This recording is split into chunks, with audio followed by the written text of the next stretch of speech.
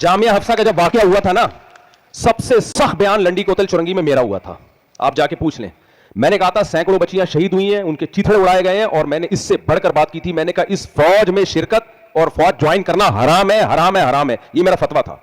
और इतनी बहादुरी की थी, उसमें खुफिया एजेंसी के लोग बैठे हुए थे, और हर तरह के लोग, मेरे बयान में हर तरह के लोग बैठते हैं।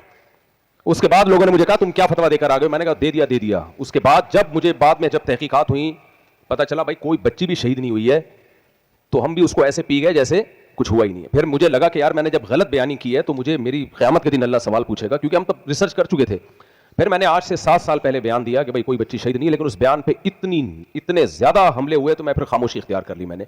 तो आज हजरत मौलाना कारी हलीफ जालंधरी साहब, ये दीगर उलमा के जो लोग बयानात भेज रहे हैं ना, और हर बयान पे लोगों ने एक लेबल लगाया हुआ होता है, ये वीडियो मुफ्ती तारिक मसूद को भेज दो, ये लगाया हुआ होता है, ये वीडियो मुफ्ती तारिक मसूद को भेज दो। तो भाई आप वो वीडियो ना भेजें, वो सब उलमा के पुराने बयान आते हैं, पुराने, ये तहकीक से पहले के। ऐसे तो मेरी अपनी वीडियोस बहुत हैं भाई, वही मुझे भेज दें आप, तो ये पुराने हैं। तो हजरत उस्ताद साहब यही कहना चाहते हैं, रिसर्च की दुनिया में आए, तहकीक की दुनिया में आए। अगर रोने से हक साबित होता ना, चीखने से, तो यूसुफ अलैहिस्सलाम के भाई अपने बेटे को खुद ही कुएं में डाल के आए थे, और वजह बेटे को नहीं, अपने भाई को, जी जी, अपने भाई को खुद ही कुएं में डाल के आए थे, और वजाउ अबाहुम इशा यबकून, रोते हुए आए थे कि अब्बा भेड़िया खा गया, हालांकि खुद ही उन्होंने अपने भाई को कुएं के अंदर डाला था।